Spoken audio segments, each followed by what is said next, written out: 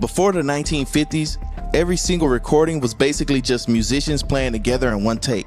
No fixing mistakes, no adding parts later, just pure live performance captured on disc. This limitation created a massive problem for recording artists. One mistake from any musician meant the entire band had to start over, and the complex arrangements nearly impossible to capture accurately. The game changed completely when Les Paul, the guitar guy, started experimenting with something revolutionary, recording multiple performances on separate tracks and combining them later. Les Paul would record himself playing guitar, then play that recording back while recording himself playing another guitar part on top. This technique, which we now call overdubbing, was mind-blowing at the time. What made this possible was magnetic tape recording, which allowed engineers to record, erase, and re-record without destroying the medium, something impossible with earlier disc recordings.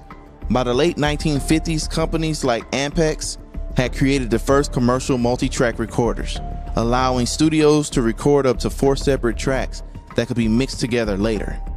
The Beatles pushed this technology to its limits with albums like Sgt. Pepper, where they engineered George Martin would bounce down multiple tracks to create space for more overdubs, building songs with dozens of layers. Think about this. Before multi-track, music was captured exactly as it happened in the room. What you heard was literally what the musicians played at that exact moment. But after multi-track, everything changed. Now artists could build sonic worlds, piece by piece, layer by layer, crafting something that could never exist in real time. Take the Beach Boys' Good Vibrations. That song took over 90 hours of recording time across multiple studios. Brian Wilson would record different sections separately, experimenting with unusual instruments like theremin and electro-theremin, and then piece everything together like a musical puzzle. That kind of production was straight up impossible before multi-track. Or think about Stevie Wonder's Living for the City, where he played almost every instrument himself, recording each part separately.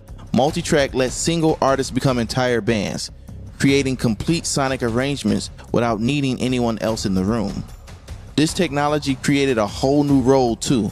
The producer, as a creative force, suddenly the person behind the board wasn't just capturing performance, but helping shape and build them. People like Phil Spector with his wall of sound technique, or George Martin with the Beatles, weren't just recording engineers.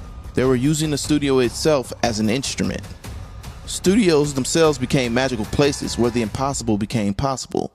Before multi-track, there were basically just rooms with good acoustics and a microphone. After, they became laboratories for sonic experimentation, where artists could spend months crafting the perfect sound. This completely changed how we think about what music even is. It created this massive divide between live music and recorded music as two separate art forms with different rules and possibilities.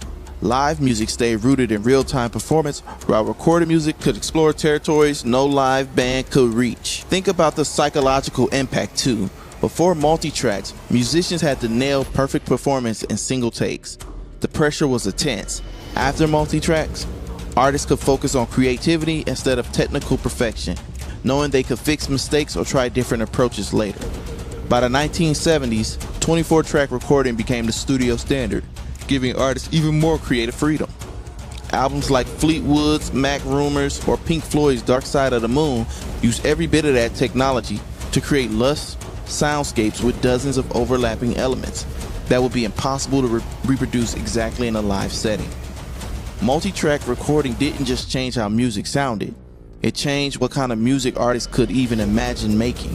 It opened the doors to new sonic possibilities that shaped entire genres, from rock to disco to eventually hip-hop and electronic music. When